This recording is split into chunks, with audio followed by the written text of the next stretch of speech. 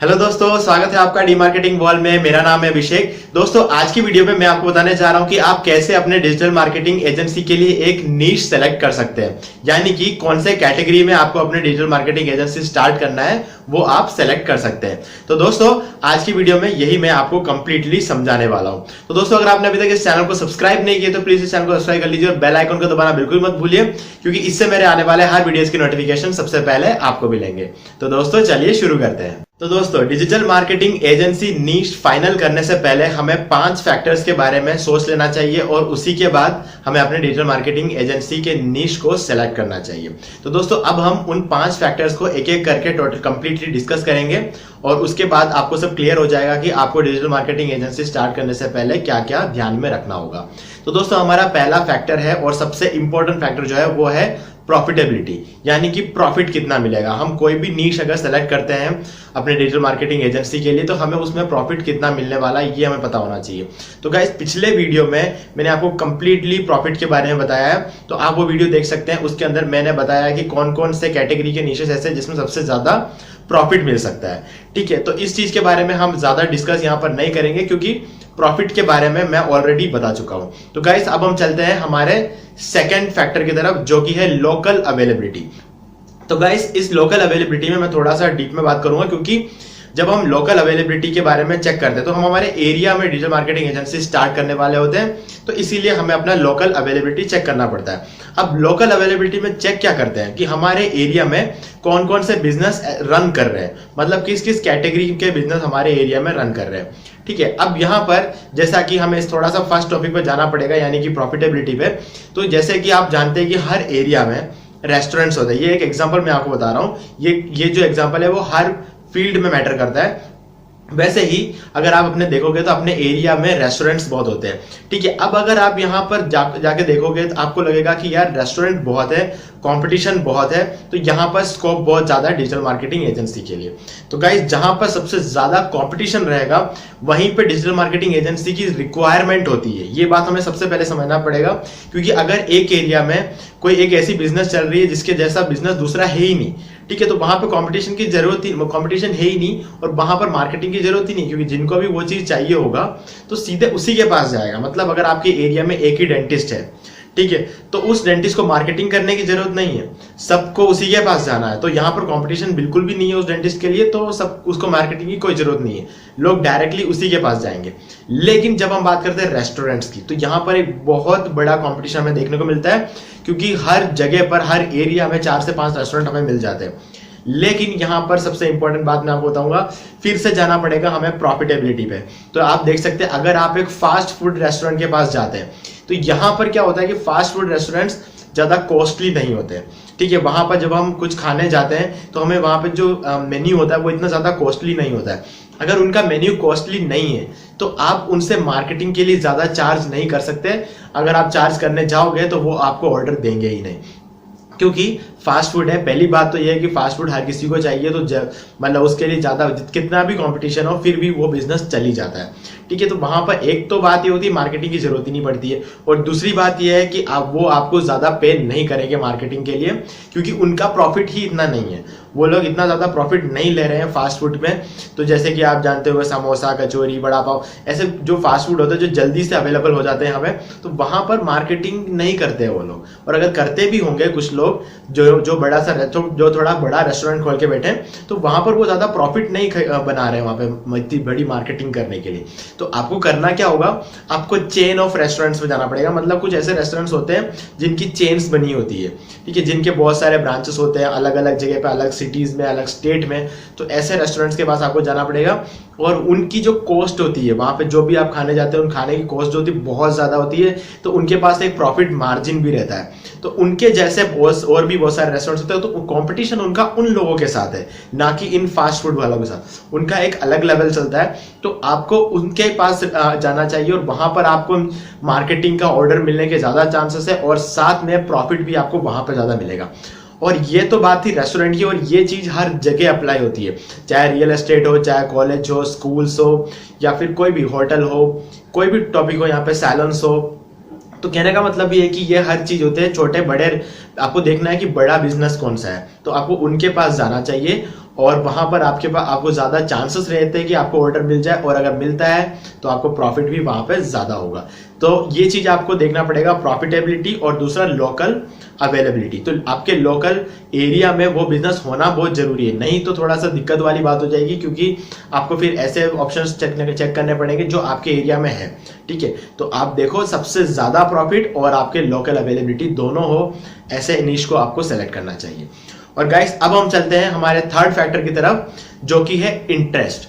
तो यहां पर इंटरेस्ट बहुत इंपॉर्टेंट चीज है, क्योंकि आपका इंटरेस्ट होना चाहिए, आप जो काम करने वाले हो।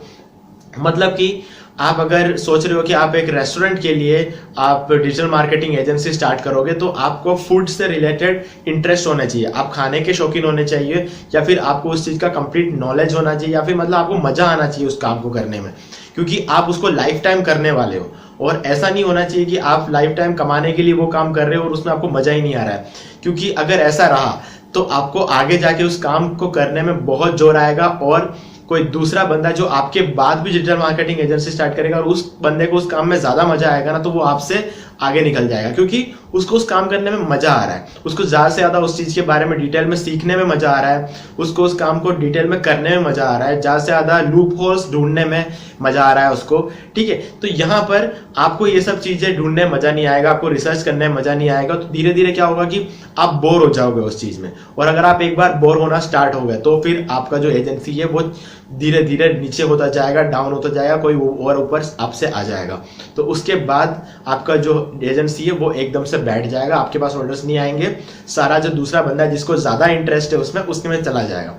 तो कहने का मतलब, एक एग्जांपल मैं आपको बताता हूँ, पहले जहां मैं काम करता था उस कंपनी में क्या होता है कि हेल्थ से रिलेटेड प्रोडक्ट्स होते थे, तो मुझे क्या है कभी भी हेल्थ से रिलेटेड चीजों में इंटरेस्ट रहा नहीं है, वही बीमारियां, वही इंप्रूवमेंट और दवाइयां और इन सब चीजों में मुझे बिल्कुल भी इंटरेस्ट था नहीं। ठीक है, तो मैं वहां पर 1 साल से ज्यादा टिक नहीं पाया, क्योंकि मुझे मजा नहीं आया वो काम करने में। और अब जब मैंने अपना बिजनेस स्टार्ट किया, तो भले ही मुझे नॉलेज उस बिजनेस में था, मतलब कि हेल्थ से रिलेटेड बिजनेस में मेरा नॉलेज था, लेकिन मुझे उसमें मजा नहीं आता था, इसलिए मैंने हैंडीक्राफ्ट्स का बिजनेस स्टार्ट किया।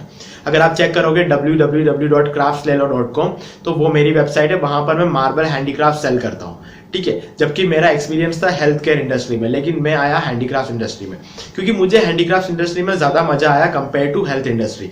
तो ये रीजन रहता है, अगर हम ऐसे काम को करते जाएंगे जिसमें हमें मजा नहीं आ रहा है, तो एक ना एक दिन हम बोर हो जाएंगे, फिर हम वो काम करना बंद करेंगे, और जैसे ही हम काम करना बंद करेंगे तो कोई दूसरा हमसे आगे निकल जाएगा। तो आपको ध्यान रखना है कि आपको उसी चीज में, उसी नीश में एजेंसी स्टार्ट करनी है जिसमें आपका इंटरेस्ट हो। तो गाइस, ये था हमारा थर्ड फैक्टर, और अब हम चलते हैं हमारे फोर्थ फैक्टर की तरफ, जो कि है अनफेयर एडवांटेज। तो गाइस, यहां पर अनफेयर देखा जाए तो हमारे लिए फेयर है, मतलब मैं आपको बताता हूं, कई बार क्या होता है, लोगों का इंटरेस्ट होता है किसी चीज में, लेकिन उनके पास एक्सपीरियंस नहीं होता है। ठीक है, अब यहां पर इसका एक एग्जांपल ये है कि मान लीजिए कि आपके घर में कोई रेस्टोरेंट चला रहा है सालों से, आपके पेरेंट्स हो सकते हैं, आपके रिलेटिव्स हो सकते हैं, आपके एल्डर ब्रदर सिस्टर, कोई भी हो सकता है जो कि रेस्टोरेंट चला रहे हैं। ठीक है, तो अब इस वजह से आप बचपन से उनको देख रहे हो, तो वो एक एडवांटेज है आपके लिए, आपके पास सारा नॉलेज रहेगा रेस्टोरेंट का, आपको रेस्टोरेंट में कब कौन से सीजन में क्या करना चाहिए, कब क्या करना चाहिए, मतलब सारा डिटेल आपके पास होगा, हर तरीके की स्ट्रेटेजी आपके पास पहले से बनी हुई होगी, आपको उनसे एडवाइस मिलेगा। ये एक एडवांटेज है, दूसरों के लिए ये अनफेयर रहेगा, लेकिन आपके लिए ये एक फेयर एडवांटेज है।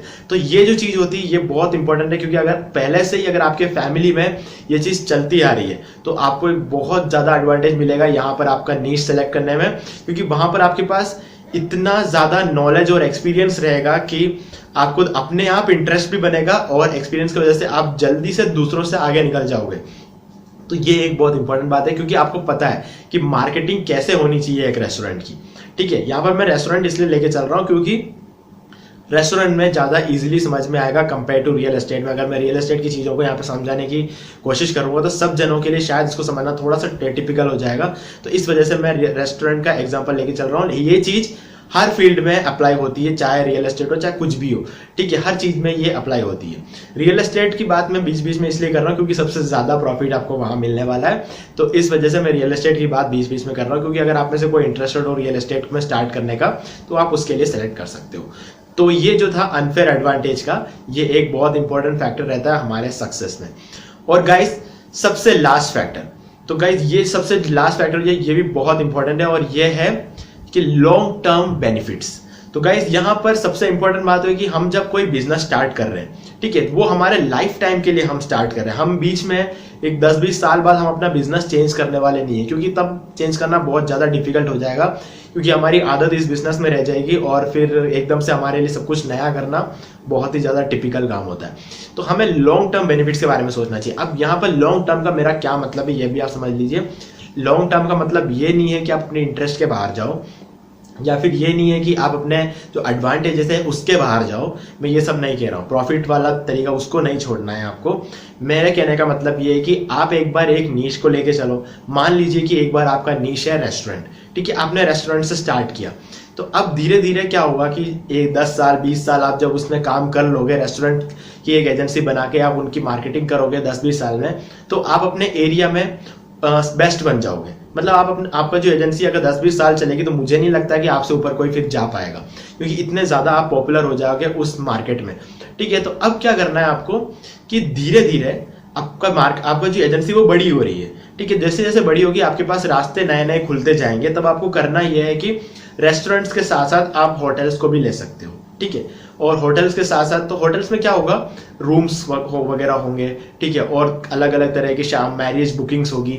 तो इन सब चीज़ों में भी आप चाहो थोड़ा थोड़ा हाथ पैर मारना स्टार्ट कर सकते हो, क्योंकि क्या होता है ना कि वहां पर भी आपको ज़्यादा प्रॉफिट मिलने के चांसेस ज़्यादा है। फिर अगर आप धीरे धीरे चाहोगे तो कुछ और चीज़ें भी उसमें इंक्लूड कर सकते हो, ठीक है, स्कूल्स कॉलेजेस वगैरह। आप एक अलग डिपार्टमेंट बना सकते हो अपनी एजेंसी में, और वो डिपार्टमेंट जो होगा वो स्कूल्स और कॉलेजेस की मार्केटिंग कर सकता है। मतलब हर फील्ड में आपको धीरे धीरे फिर पैर रखना पड़ेगा, क्योंकि क्या होता है कि धीरे धीरे क्या हर जगह कंपटीशन बढ़ता जाता है। तो हमें कहीं ना कहीं से और भी ज़्यादा प्रोजेक्ट्स लेने पड़ेंगे। जैसे 10-20 साल काम करने के बाद हमें एकदम से, क्योंकि क्या होता है कि हर बिजनेस एक ना एक दिन जाके डाउन जाता है, ठीक है। तब हमारे पास अगर एक और ऑप्शन साइड में रहता है तो बहुत ज़्यादा इंपॉर्टेंट है, क्योंकि आपको जैसा कि पता होगा साइबर कैफे बिजनेस जिसने खोल के बैठा होगा वो सोच रहा होगा कि मेरी लाइफ सेट है, लेकिन एकदम से आप देखो क्या हुआ, जियो आया और सबके हाथ में इंटरनेट पहुंच गया, और आप साइबर कैफे की रिक्वायरमेंट ही नहीं है दुनिया में, ठीक है।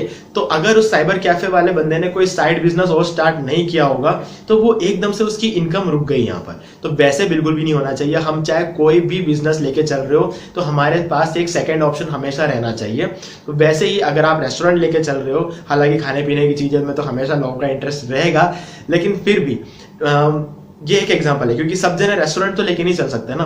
कोई रियल एस्टेट लेके चलेगा, कोई स्कूल कॉलेजेस लेके चलेगा, ठीक है। तो वो इन सब के लिए मैं बोल रहा हूँ कि आपको उसके साथ में एक अलग डिपार्टमेंट और बनाना चाहिए 10-20 साल काम करने के बाद, ताकि फ्यूचर में भी आपका जो एजेंसी है वो हमेशा चलता रहे। क्योंकि एक किंगडम आपने बनाया है, ठीक है, वो इतना पॉपुलर बना है। अब आपके आने वाली पीढ़ियां भी अगर उसको लेके चले तो ज्यादा इजी रहेगा। अगर आने वाली पीढ़ियों ने जीरो से वापस स्टार्ट किया एक नया, तो उसको यहां तक लाने में वापस 10-20 साल लग जाएंगे, ठीक है। तो आपको सोचना चाहिए कि आपने किया तो आपके आने वाले जो पीढ़ी है वो भी उसको इजिली चला पाए, उनको कहीं जाके जॉब सर्च नहीं करना पड़ जाए। तो इसलिए आपको ये चीज ध्यान में रखना है, और आपको शुरू से ही इन चीजों के बारे में प्रिपेयर्ड रहना है। और 5-10-15 साल काम करने के बाद आपको नए नए डिपार्टमेंट आपकी एजेंसी में स्टार्ट करने चाहिए, क्योंकि वो लॉन्ग टर्म में आपको ज्यादा से ज्यादा सक्सेस दिलाएगा, और आपके आने वाले जो पीढ़ियां हैं उनके लिए भी बहुत इंपॉर्टेंट रहेगा, क्योंकि उनको सिर्फ आपकी जगह लेनी है और कुछ भी नहीं करना है। उनके पास सब कुछ वेल सेटल्ड एजेंसी होगी उनके पास, और हाईली सक्सेसफुल एजेंसी होगी उनके पास। तो ये एक बहुत इंपॉर्टेंट फैक्टर रहता है कि लॉन्ग टर्म बेनिफिट्स भी आपको देखना चाहिए। तो ये सब कुछ देखते हुए आपको अपना नीश सेलेक्ट करना है। तो मैंने आपको 5 ऐसे फैक्टर्स बता दिए यहाँ पर, जिनको ध्यान में रखते हुए आपको अपना जो डिजिटल मार्केटिंग एजेंसी नीश है वो आपको सेलेक्ट करना है।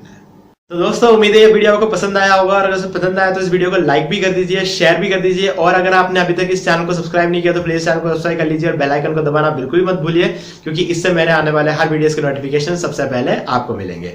तो दोस्तों आज की वीडियो में सिर्फ इतना ही। देखने के लिए आपका बहुत बहुत धन्यवाद।